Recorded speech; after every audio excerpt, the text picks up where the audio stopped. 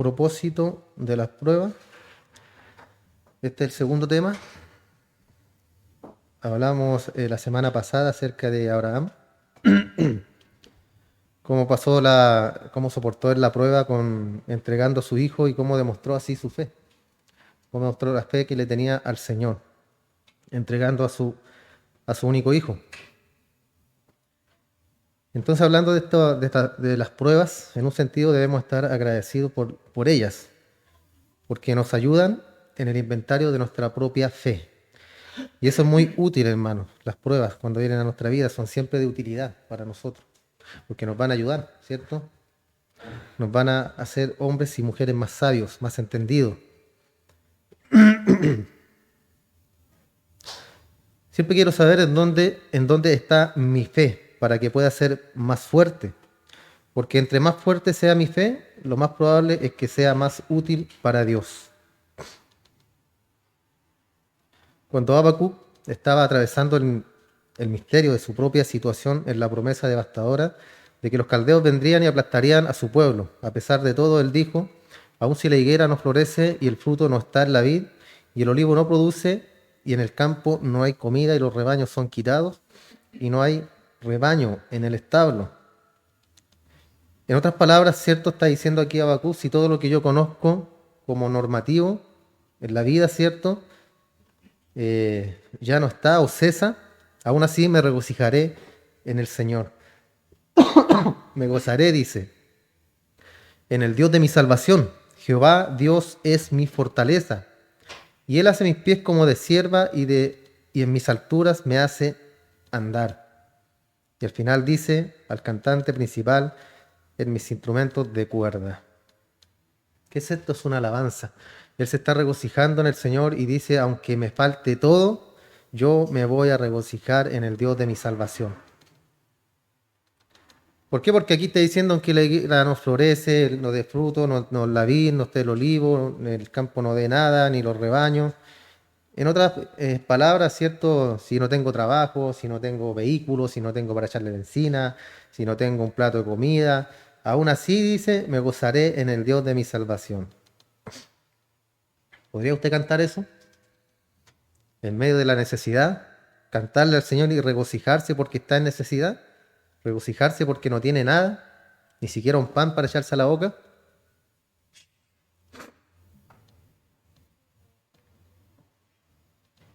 Entonces la confianza de este hombre nunca titubeó, y en medio de esto, él supo que tenía fortaleza en su fe. Y eso nos ayuda a nosotros, hermanos, cuando estamos en la prueba, en la dificultad, y nos ayuda a ver de qué estamos realmente hechos. Entonces uno de los propósitos de las pruebas es revelarle a usted, ¿cierto?, la fortaleza de la fe, para que podamos avanzar a lo largo del camino para alcanzar una mayor fortaleza. Job fue probado.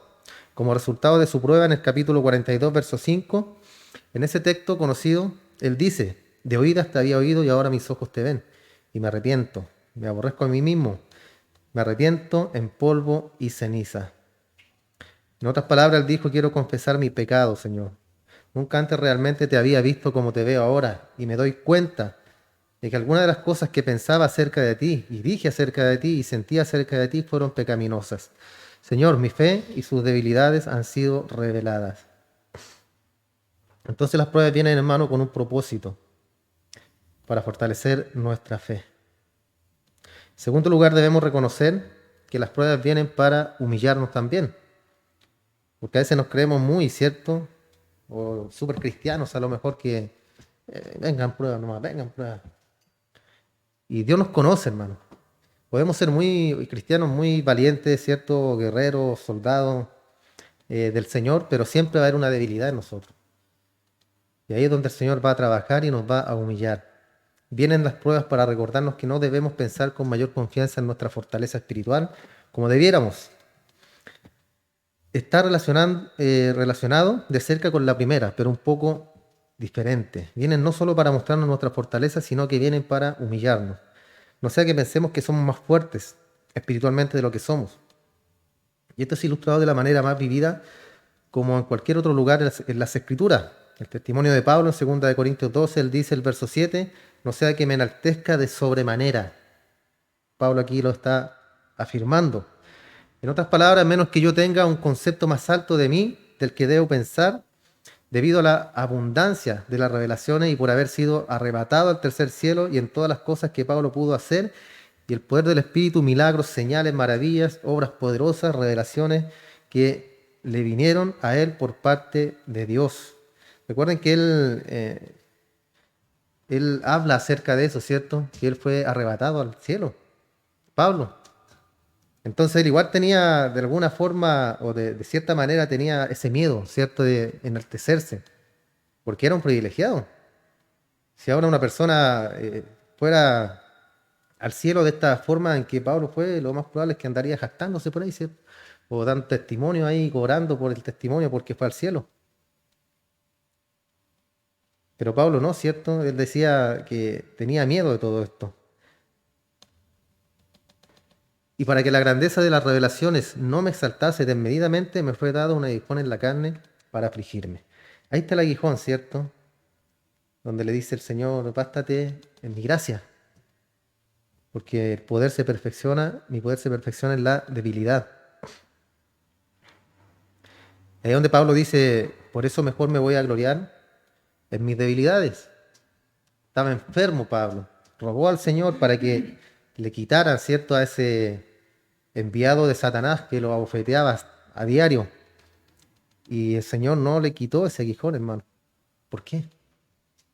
Algo había en Pablo, ¿cierto? Algo había en él que tenía que dejarle ese aguijón al Señor. Y lo mismo pasa a veces en nosotros, que podemos tener a lo mejor alguna enfermedad o algo, hermano, pero a veces es un aguijón que pone Dios en nosotros para bajarnos los humos a nosotros, como cristianos. Entonces, en medio de todas estas cosas, hermano, el bien pudo haberse exaltado en su propia mente. Y como leímos recién, para que la grandeza de las revelaciones no me exaltase, desmedidamente me fue dado un aguijón en la carne para afligirme. Simplemente para abofetearme todo el tiempo, no sea que me exalte en sobremanera. Según ciertos varios estudios dicen que era una enfermedad en la vista que tenía Pablo, porque ayer conversaba, mi esposa me decía que ella también estuvo estudiando eso y en las cartas cuando dice yo Pablo, comienzan las cartas yo Pablo y Timoteo dice. Y eso significa que él, como no podía ver, no podía escribir, entonces él dictaba las cartas. No fueron todas, pero hay unas que él dictó, no las escribió de su puño. Entonces a medida que estaba enfermo, él necesitaba que lo asistieran.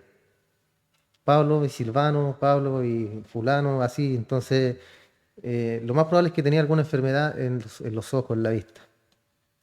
Y es un aguijón que el Señor le dejó ahí a Pablo. Pero en ninguna parte vemos a un Pablo, ¿cierto?, levantando el puño contra Dios y diciéndole, Dios, ¿por qué? Si yo soy el gran apóstol Pablo, tú te me apareciste a mí en el desierto de manera privilegiada. ¿No, cierto? Cuando se le apareció, ¿qué dijo Pablo? Como un abortivo. El último ahí. Me rescataste, Señor. Él nunca se exaltó, hermano, pero le dejó ese aguijón porque algo había en Pablo. Entonces debemos reconocer que Dios permite pruebas en nuestras vidas, especialmente cuando somos bendecidos en lugares de servicio espiritual para mantenernos humildes. No sea que pensemos que tenemos más confianza en nuestra propia fortaleza espiritual de lo que debiéramos y comencemos a sentirnos como si fuéramos invencibles.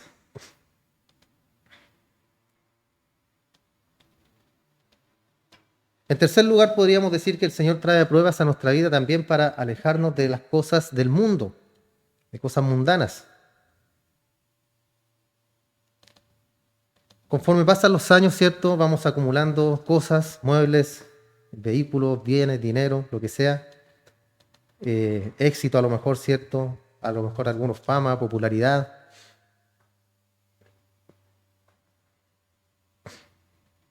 Entonces, conforme pasa eso en nuestra vida, esas cosas eh, comienzan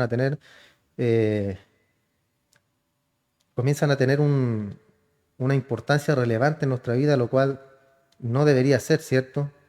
Si bien el dinero no es malo en sí, ¿cierto? El dinero es malo ya cuando cae en nuestras manos, o cuando la persona es, ¿cómo se llama esto? Avaro, puede ser avaro, o que le gusta acumular y acumular y acumular dinero. Ese es el pecado, el tenerle amor al dinero, amor a las cosas materiales. No hablamos, ¿cierto?, de que sea malo tener cosas materiales, no estamos hablando de eso. Estamos hablando del amor que le podemos tener a las cosas. Cuando las cosas los que verdaderamente importan son las que están, ¿cierto?, en el espíritu, en nuestra mente, en nuestro corazón, nuestra salvación. Entonces hubo un tiempo cuando usted pensaba que eran las cosas más deseables en la vida. Y ahora usted ya no piensa en eso porque no ha podido satisfacer o enfrentar o ayudarle con lo que realmente importa en la vida.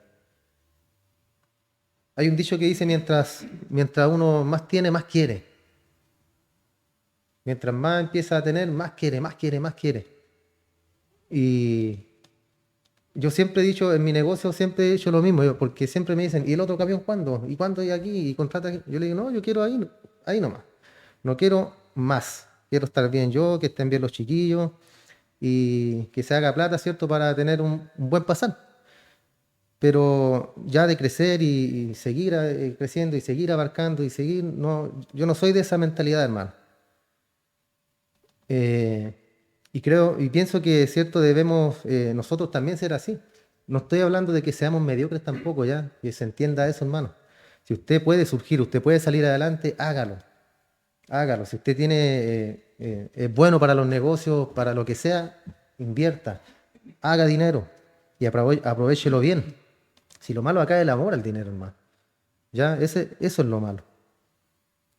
Entonces, todas estas cosas, hermano, realmente no resuelven problemas profundos, grandes ansiedades, heridas, y cuando las pruebas vienen a su vida, cuando usted busca todas las cosas, estas cosas mundanas y no hacen diferencia alguna y no significan absolutamente nada. Esa prueba lo está alejando de esas cosas porque está demostrando su incapacidad total de resolver algún problema o proveerle algún tipo de recurso real en un tiempo de estrés, Entonces necesitamos ser alejados de las cosas del mundo.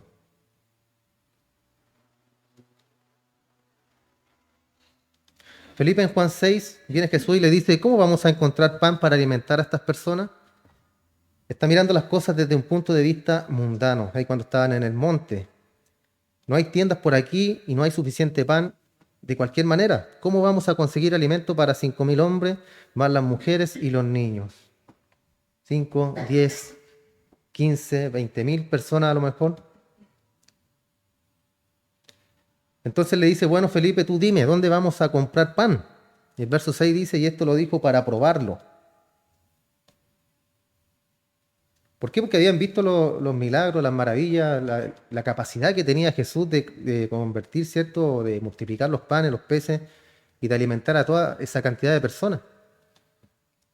Entonces, Felipe acá estaba viendo las cosas de un punto de vista mundano. ¿Dónde vamos a comprar? ¿Dónde hay una tienda? ¿O quién trajo algo para poder comer? Entonces Jesús quería saber si Felipe iba a buscar recursos mundanos. Y claro, sí lo hizo, pero no sirvió de nada en este punto porque el Señor entonces creó una comida rápidamente. Alejó a Felipe de las cosas mundanas y lo satisfizo con las cosas espirituales. La confianza, ¿cierto?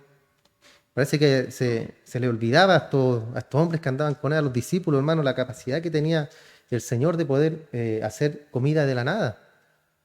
La capacidad, o cierto, conseguir unos peces, unos panes y multiplicarlos. Parece que se le olvidaban esas cosas.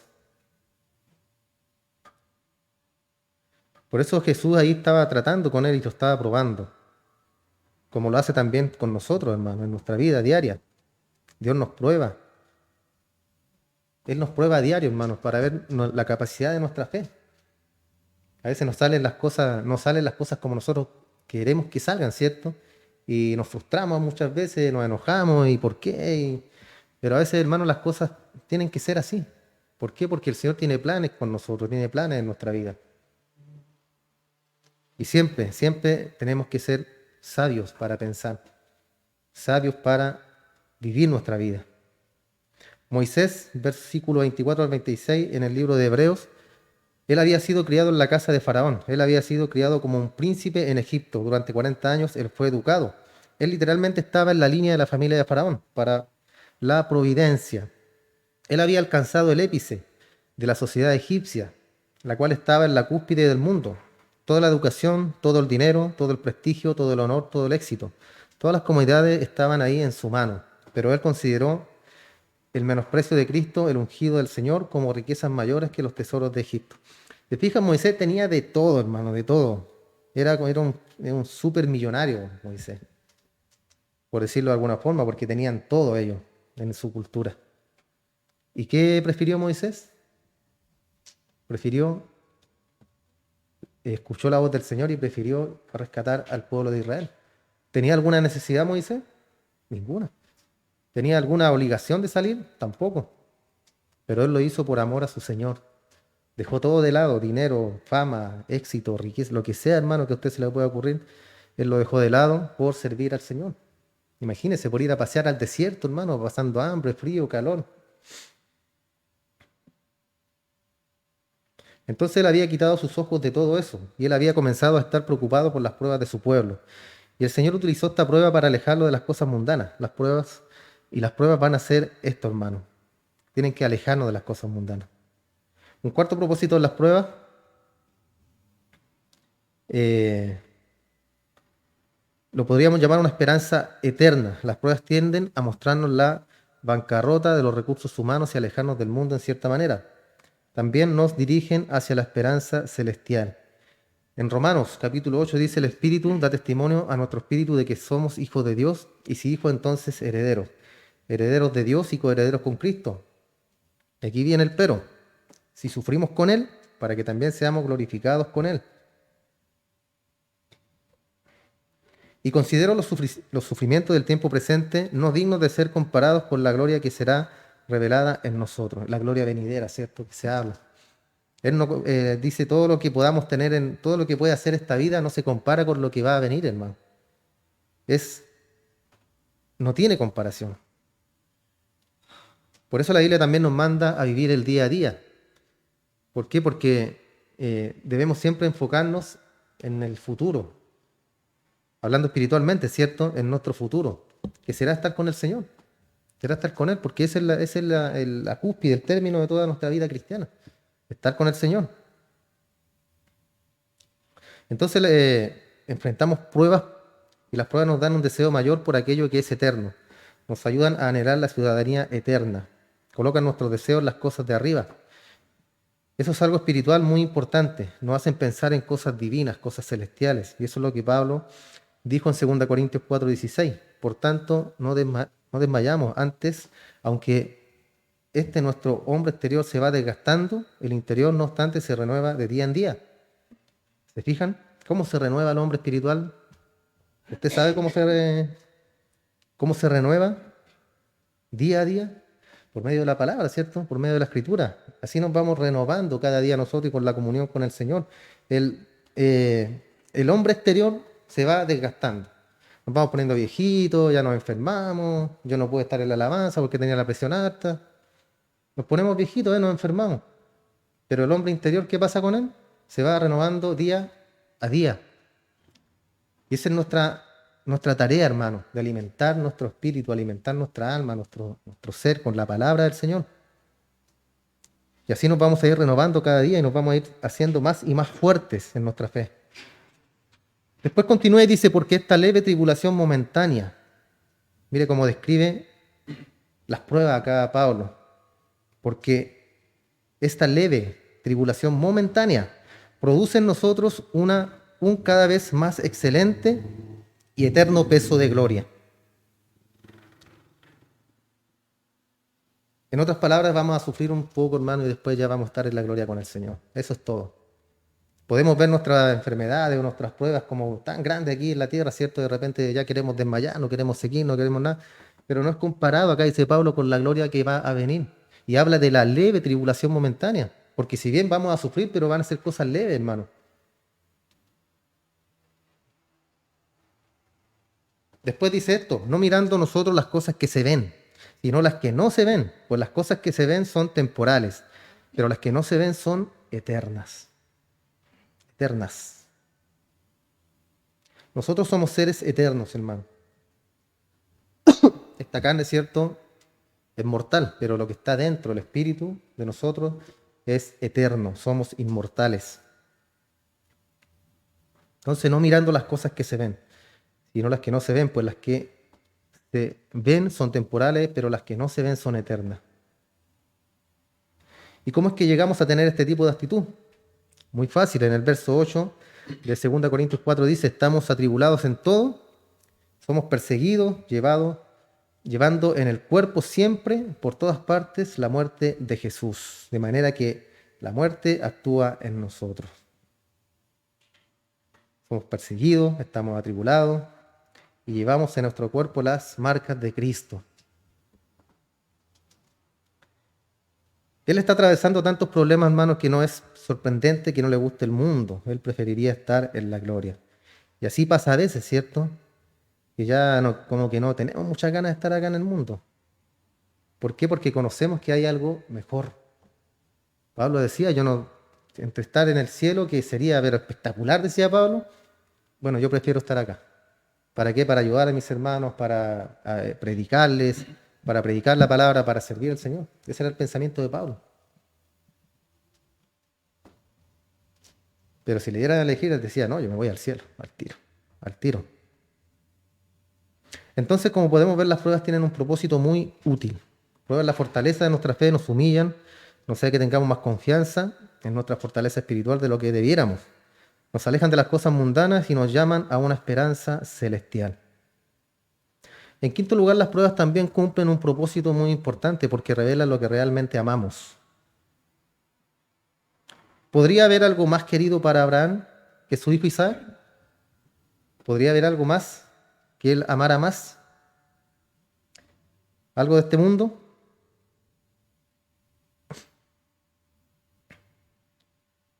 Lo único que Abraham amaba más que a su hijo, ¿cierto? Era al Señor, era a Dios. Él estaba más cercano a él que Isaac, pero esa fue la prueba, descubrir si él amaba a Isaac más de lo que amaba a Dios, o si él amaba a Dios más de lo que amaba a Isaac. Esa era la prueba para Abraham.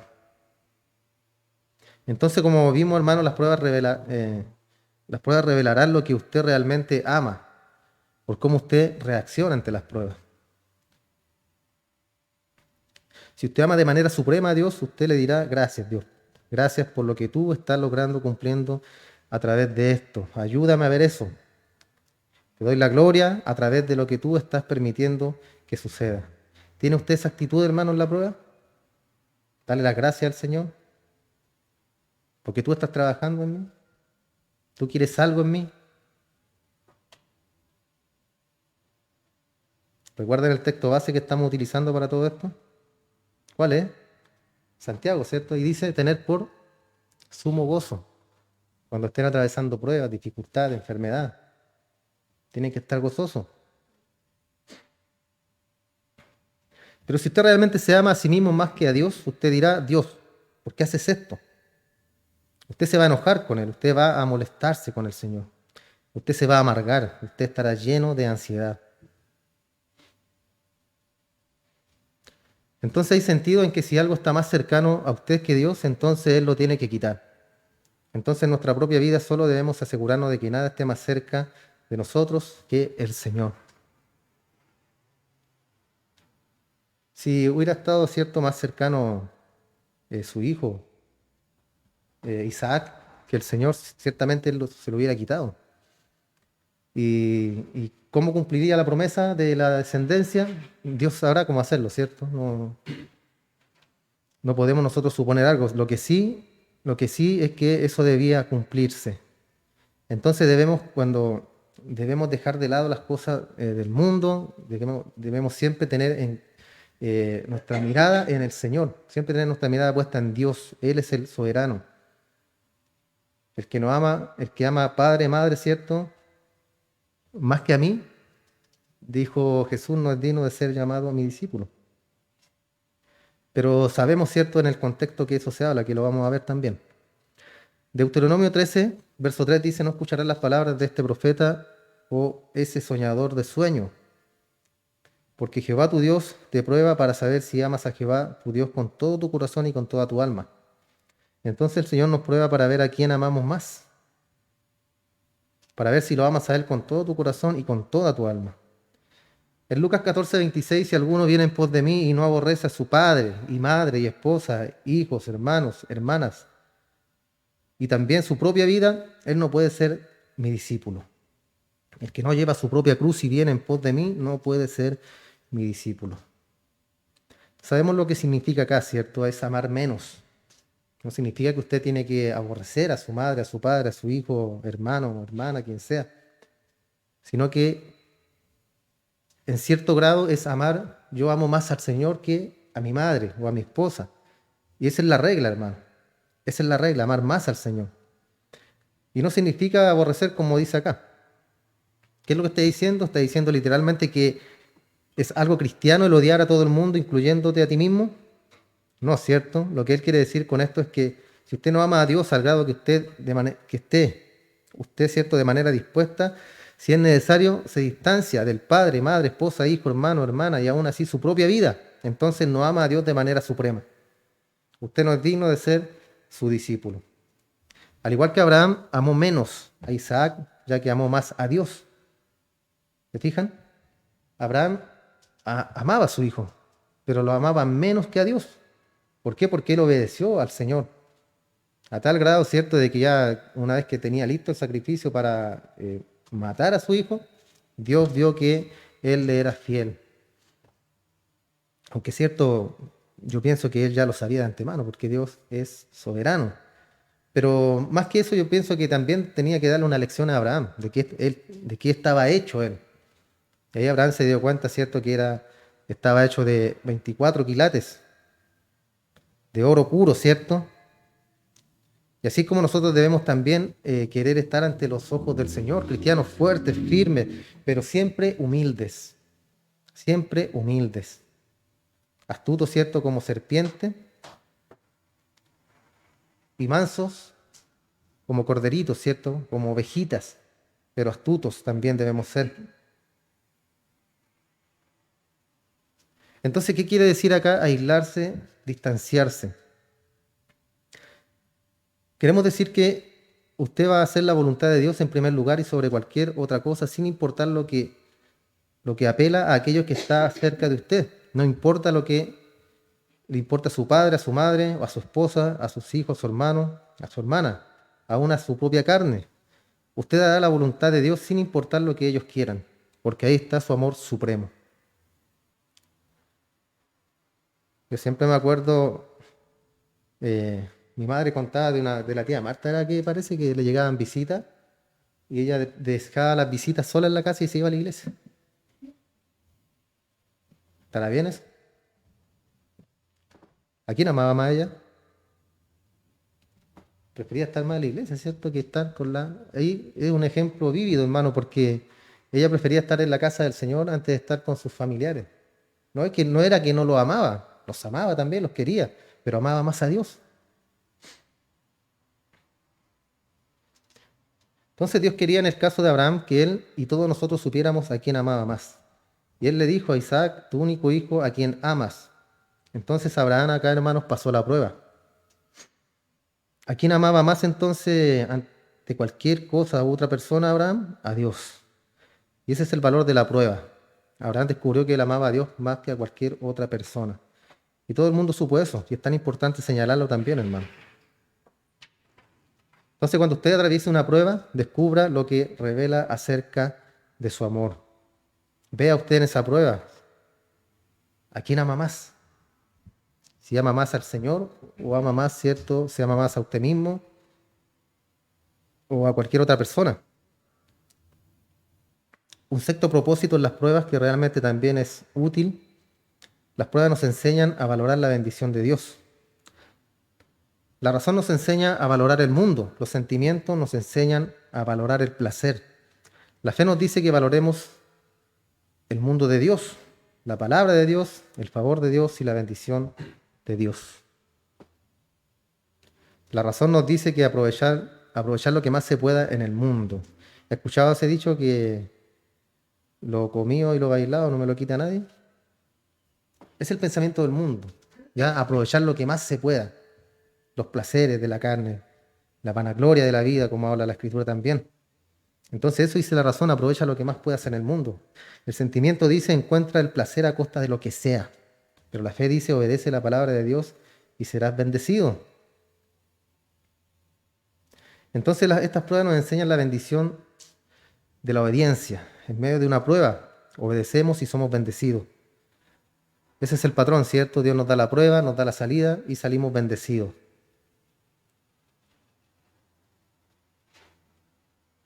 Entonces, en medio de esta prueba, obedecemos y somos bendecidos. Es lo que buscan enseñar. Nos muestran que la obediencia, a costa de lo que sea, traerá bendición de Dios. Es mejor la obediencia, ¿cierto? Obedecer. El salmista dice en el Salmo 63:3, a partir de una experiencia personal, porque tu misericordia es mejor que la vida, mis labios te alabarán. Y Jesús es el ejemplo perfecto de esto, hermanos, en Hebreos 5. En los días de su carne, Él ofreció oraciones, súplicas con clamor, con lloro fuerte y lágrimas al que era poderoso para salvarlo de la muerte. El mismo Cristo, hermano, en sus días de la carne, oró, lloró, suplicó, clamó al Señor. Él está atravesando esta prueba, ¿cierto?, en el huerto. Es lo que se retrata. Él estaba sudando como grandes gotas de sangre, llorando y clamando porque Dios lo librara. Y él fue oído en lo que él temía, y aunque él fue su hijo amado, sin embargo, él aprendió la obediencia por las cosas que él sufrió. Él lo escuchó. Dios escuchó a su hijo, vio en la agonía que estaba, pero él sabía que tenía que ir a la cruz. Él sabía que tenía que pasar por esa prueba. Lo escuchó, sí, pero lo fortaleció.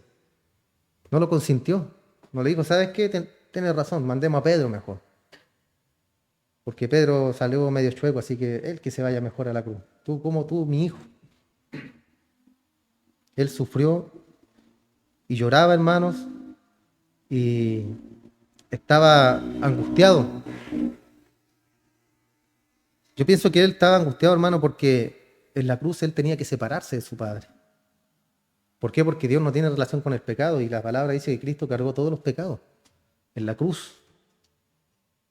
Entonces él tenía que separarse de Dios por un instante. Recuerden que descendió, ¿cierto?, al infierno y proclamó su victoria a los espíritus encarcelados, dice.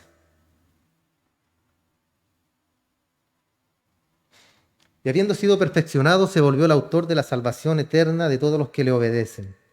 Mediante el sufrimiento, entonces, él fue obediente a Dios y lo exaltó. Filipenses 2 lo dice de otra manera. Él fue humillado, tomó la forma de hombre, se ofreció a sí mismo en muerte y Dios lo exaltó hasta lo sumo. Entonces, hermanos, las pruebas nos colocan en medio del sufrimiento para que obedezcamos aún ahí, en el sufrimiento, y entonces recibamos la bendición completa de parte de Dios.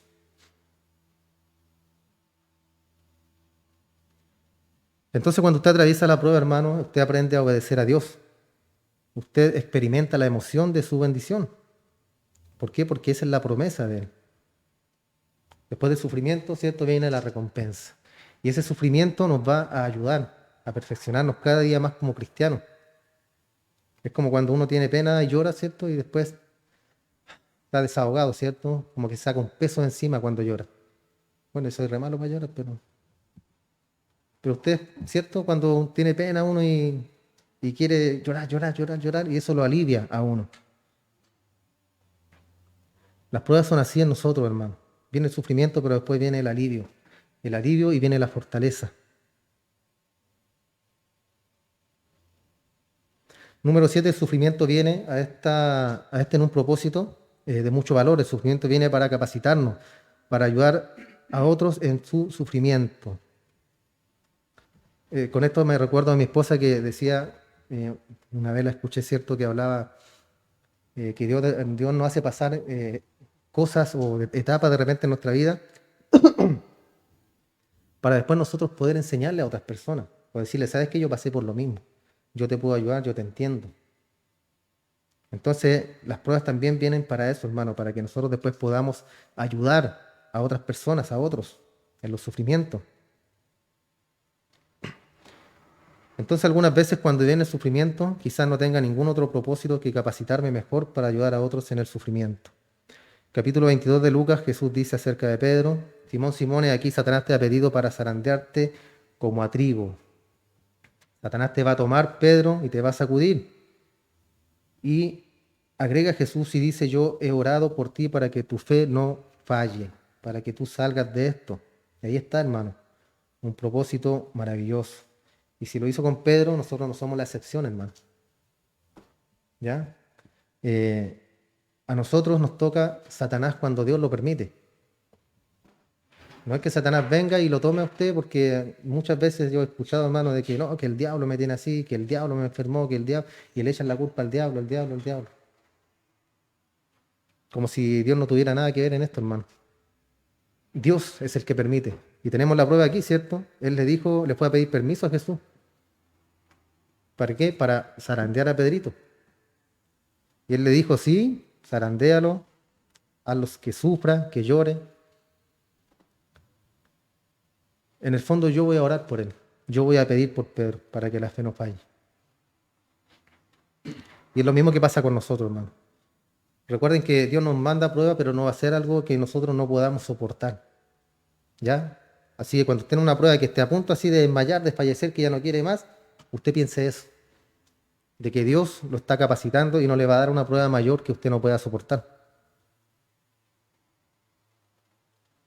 Entonces, como Jesús en Hebreos capítulo 4, en capítulo 2 también, quien se convierte en sumo sacerdote misericordioso y fiel, que es poderoso para ayudar a aquellos que vienen a Él, porque Él ha enfrentado toda prueba que nosotros hemos enfrentado. Y eso es lo que eso lo hace a Él un sumo sacerdote fiel y misericordioso. Entonces enfrentamos pruebas con el propósito de poder ayudar a otros. Y debemos sentirnos, hermanos, orgullosos de eso, de que Dios nos capacite para poder servirle. Porque para eso nos llamó a Él, ¿cierto? Para servirle. Y finalmente, en el octavo lugar, las pruebas vienen para desarrollar fortaleza perseverante para una mayor utilidad. Thomas Merton, escritor, dijo estas palabras: cuando todas las cosas están en silencio y cómodas, vivimos por los sentidos en lugar de vivir por la fe. Pero el valor de un soldado nunca es conocido en tiempos de paz. Eso se lo envié al grupo, ¿recuerdan? Y son palabras muy sabias, hermano. ¿Por qué? Porque ¿dónde se conoce el valor del soldado? En la guerra, en tiempos de paz. No podemos saber si ese soldado va a dar la vida o no por su patria. Asimismo nosotros. Y tiene toda la razón este hombre. El valor de un soldado nunca es conocido en tiempos de paz. Por eso debemos ser nosotros hombres y mujeres guerreros. Guerreros, ¿cierto? Espiritualmente hablando. Dios tiene su propósito en la prueba y con la misma nos dará mayor fortaleza. Conforme usted atraviesa una prueba, sus músculos espirituales son ejercitados. Usted se fortalece para la siguiente. Y así, ¿cierto? Una prueba pequeña, después una un poquito más fuerte, después ya empieza a sacarse músculos espirituales, ¿cierto? Empieza a sacar abdomen también, espiritualmente hablando. Y ya está capacitado para unas pruebas mayores, para unas pruebas más fuertes, ¿cierto? ¿Por qué? Porque el Señor nos está haciendo pasar por eso y nosotros ponemos nuestra parte, que es alimentarnos de la palabra de Dios, y Dios nos entrega esa fe, hermano, esa fe invencible, esa fe que no puede ser dañada, esa fe que jamás, jamás la van a quitar de nosotros, hermano, porque es un regalo de parte de Dios.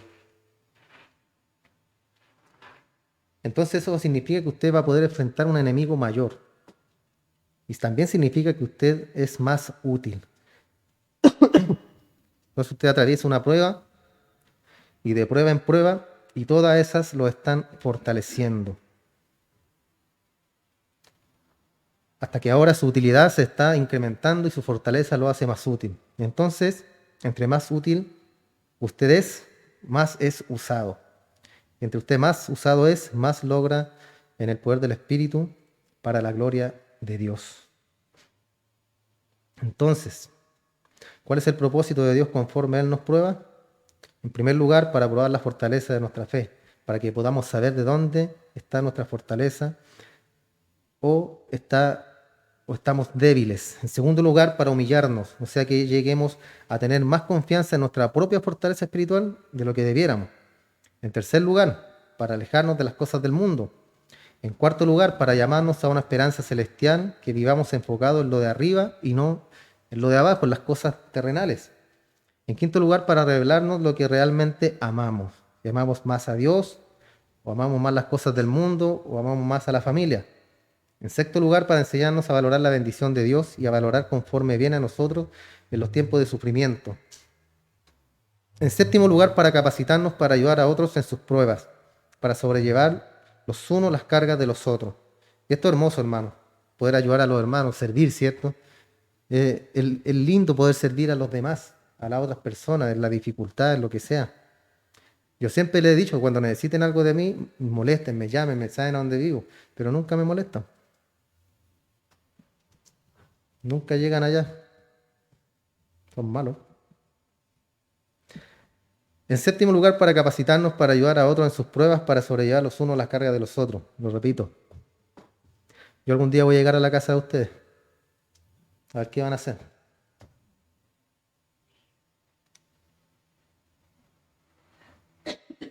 En octavo lugar, para desarrollar una fortaleza perseverante para una mayor utilidad, para que Dios nos pueda colocar en lugares más importantes de ministerio y eficacia. Esto es importante también, hermano, que podamos servir al Señor, que podamos servir en la iglesia, que podamos, cierto, que un día alguien me diga, pastor, yo quiero servir, quiero hacer un devocional, quiero hacer, no sé, tocar el bajo, el teclado, yo quiero servir. Eso es lindo, hermano. ¿Por qué? Porque eso va a revelar de qué estamos nosotros hechos. Pero no debe desviarse el sentido del servicio, que es honrar a quién, a Dios, y no querer ser visto. Porque muchas veces la gente quiere puesto en la iglesia, pero solamente para que los vean, para que vean que, ay, que está con el pastor, ay, que está con el hermano, ay, que mira que está tocando en el coro ahora. Pero eso, hermanos, Dios lo aborrece. ¿Por qué? Porque el verdadero sentido de servicio es para servir al Señor. Y punto, no hay más. Acuérdense que nosotros, el mayor cargo que podemos aspirar nosotros, con jineta y todo, ¿cierto? Es de siervo inútil. Ese es el apellido. Nos llamamos siervo y nuestro apellido es inútil. ¿Y por qué? Porque lo que hacemos, no hacemos nada de más, hermano. Yo desde el hecho de estar aquí, yo no estoy haciendo nada de más. Yo no puedo decirle al Señor, Señor, tienes que bendecirme porque yo preparé el mensaje para el domingo y toqué el bajo, yo sirvo, Señor, sirvo, bendíceme. No, todo lo hacemos para la gloria del Señor. Y porque lo que debemos hacer es lo que hacemos, no hacemos nada de más, hermano. Y eso debe mantenernos a nosotros en un rango muy bajo, ya, muy bajo ante el Señor. ¿Por qué? Porque el Señor, el que al altivo dice que lo mira de lejos, ¿cierto? Al que habla, el- su, su- su mente está enfocado en solamente en ser visto y no en servir al Señor. Y al que se humilla, Él lo exalta, hermano. Él lo bendice. Ahora todos estos que hemos visto, estos propósitos que valen la pena, todos estos encajan en el plan de Dios por su gracia. Entonces, para terminar, hermano, regresando a Santiago 1, dice que la prueba de su fe va a venir, en el verso 3. Bienaventurado es el hombre que soporta la prueba, después de que es probado, va a ser recompensado. Entonces, feliz, contento, gozoso el hombre que soporta la prueba. Va a venir, no hay manera de evitarlas, hermano. Y podríamos decir, sé que va a venir y sé que todos estos son los propósitos de Dios en ellos, si Él quiere cumplir todo esto. ¿Puede entender eso, hermano? Pero todavía no responde a la pregunta, ¿cómo enfrento eso cuando estoy en medio de ella? ¿Cómo atravieso la prueba? Recuerden que la prueba hay que atravesarla, hay que pasarla. No podemos darle la vuelta. Ahí viene la prueba. Oh, decimos el quite. No, la voy a rodear mejor. No, hermano, las pruebas se enfrentan de la mano del Señor. Y te hace un bienaventurado. Y después, cierto, te va a recompensar. Entonces, ¿cómo la atravieso? Ahí donde Santiago 1 del 2 al 12 realmente habla en primer lugar que necesita una actitud gozosa. El primer medio para perseverar una prueba es una actitud gozosa. Hermanos míos, tener por sumo gozo, no por sumo enojo, sumo gozo. La segunda es una mente que entiende, sabiendo esto, que la prueba está produciendo algo en nosotros. Algo. La prueba nunca va a venir, hermano, vacía, sino que siempre va a traer algo. La tercera es una voluntad sumisa. Mantenga la paciencia su obra perfecta. En otras palabras, deje que suceda porque Dios está trabajando ahí, Él está operando, está llevando a cabo su obra. La cuarta, en los versículos 5 al 8, un corazón que cree. Pídale a Dios lo que necesita y pida. Versículo 6 dice, pida en fe, con fe. ¿Qué es la fe? Creer para yo poder ver. ¿Ya? En el mundo dice ver para creer. La fe dice creer para después ver. Usted debe tener un corazón creyente, que cree en Dios, que Él tiene un propósito en usted, que Él suplirá todo lo que usted necesita para esta prueba. Un corazón entonces, un corazón que cree. Finalmente, en los versículos del 9 al 11, un espíritu humilde. Usted persevera en medio de las pruebas con una actitud gozosa, una mente que entiende, una voluntad sumisa, un corazón que cree y un espíritu humilde. Esos son todos los puntos, hermanos, que debemos tener cuando pasemos por estas pruebas. Entonces, la próxima semana vamos a continuar con este tema, hermanos. Vamos a retomar de la tribulación al triunfo. Vamos a ver, ¿cierto? Un corazón que cree, un espíritu humilde. Lo vamos a estar viendo la otra semana. Entonces, hermano, este es el tema de hoy. Damos gracias al Señor, hermano. Pedimos fortaleza también para cada uno de los que estamos en este lugar. Damos gracias a Dios por su infinito amor, por su misericordia que ha tenido hasta el día de hoy con nosotros, hermano, que siendo faltos y pecadores muchas veces nosotros y rebeldes a veces, Él aún así tiene misericordia de nosotros. Somos sus hijos. Somos sus hijos y Él nos ama, hermano. Damos gracias, oramos al Señor. Te damos gracias, Padre Santo, en el nombre de tu Hijo amado Jesús, nuestro Señor. Te damos gracias, Padre, porque el día de hoy hemos podido abrir nuestros ojos, hemos podido despertar, hemos podido levantarnos, Señor, ver a nuestra esposa, a nuestros hijos, a nuestra familia, a nuestros hermanos acá en la iglesia. Y es motivo suficiente, Señor, el abrir los ojos para darte gracias. En la enfermedad, Señor, en la angustia, en la tribulación, Padre Santo, aún así te serviremos, te alabaremos y daremos gracias, Señor, por todo lo que tú haces, Padre, porque todo lo que tú haces es bueno, es agradable y es perfecto. Bendice a cada uno de mis hermanos que están en este lugar. Si alguno tuviera enfermedad, la carne, o atribulado en espíritu, Señor, trae la paz, trae el consuelo, trae la sanidad para cada uno de nosotros, mi Señor. Ayúdanos cada día, Padre. Ayúdanos, Señor. Y si has traído algún aguijón a nuestra carne o quieres tenernos ahí con un aguijón, gloria a ti, mi Señor. Toda la gloria sea para ti, Padre, porque al igual que nuestro hermano Pablo vivía con ese enviado de Satanás que lo abofeteaba diariamente, ¿qué más podemos esperar nosotros, Señor? ¿Qué más, Señor? Así que si es así, Padre, toda la gloria sea para ti, mi Señor amado. Danos fuerza, danos fortaleza cada día. Bendice a mis hermanos, los que no han podido estar en este lugar, Señor. Ayúdanos, Padre. Ayúdanos a nosotros también como iglesia, para amarnos unos a nosotros, para respetarnos, para ser hermanos fieles, sinceros, para tener amor mutuo, uno por el otro, como iglesia, como pueblo. Y gracias, Padre, porque hasta aquí nos has ayudado. Ebenecer, dice tu palabra, hasta aquí nos ayudó Jehová. Hasta el día de hoy nos has ayudado, nos has sostenido, Padre, como iglesia. Y te damos gracias, Padre, que sean muchos años más que esté este lugar abierto. Para tu gloria, mi Señor. Todo sea para tu gloria, Padre. Nos despedimos, Padre, de nuestros hermanos, pero nunca de ti, mi Señor. Derrama una bendición sobre este lugar, Padre, y sobre cada una de las familias representadas. En el nombre de Jesús, amén y amén. Gracias, Señor. Dios les bendiga, hermano.